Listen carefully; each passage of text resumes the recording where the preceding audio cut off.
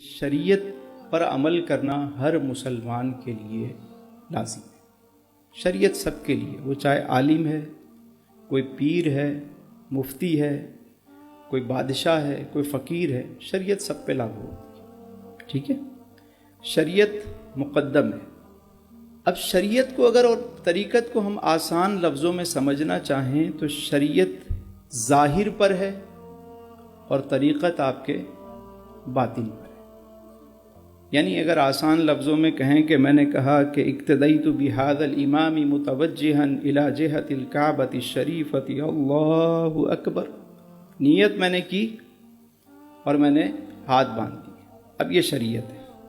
ٹھیک ہے، طریقت والے کہتے ہیں کہ جب تم نے اپنا چہرہ کعبے کی طرف کیا تو دل بھی رب کعبہ کی طرف کر لو، یہ طریقت ہے۔ اب شریعت یہ کہتی ہے کہ تم جب نماز کے لیے کھڑے ہو تو اپنا جسم، اپنا لباس اور جس جگہ تم نماز پڑھ رہے ہو اس کا پاک ہونا ضروری ہے، یہ طہارت ہے۔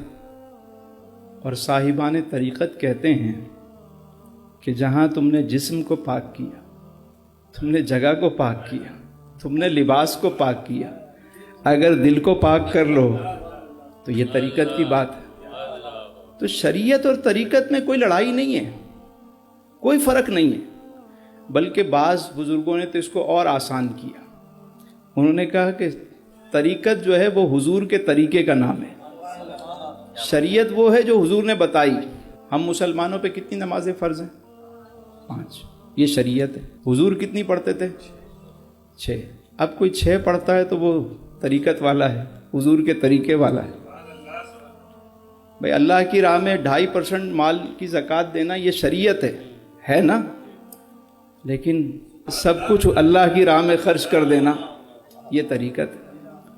اسلام کہتا ہے میانہ روی اختیار کرو، اور صدیق اکبر اپنے گھر کا سارا مال لا کے دے رہے ہیں۔ کیا انہیں شریعت کا نہیں پتہ تھا کہ اسلام تو 2.5% اور یہ کہتا ہے کہ میانہ روی اختیار کرو؟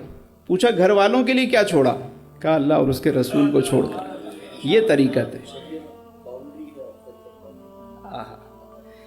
باہر طور آپ سے جو پوچھ گچھ ہوگی وہ شریعت کے متعلق ہوگی اور ہر ایک سے ہوگا۔ باقی طریقت تو پھر وہ جب اس راہ پہ بندہ چلتا ہے نا، جب مزہ آنا شروع ہوتا ہے۔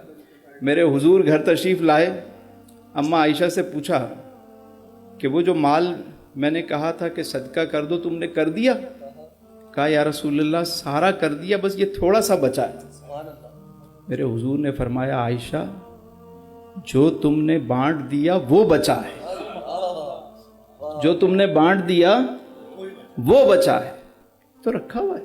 جو بانٹ دیا اللہ کی راہ میں وہ بچا ہے۔ تعلیم کیا ہے، شریعت کیا ہے کہ میانہ روی اختیار کرو۔ سرکار کا عمل کیا ہے، بانٹ دیتے سب فقیروں میں جو بھی نعمت نبی کے گھر آتی۔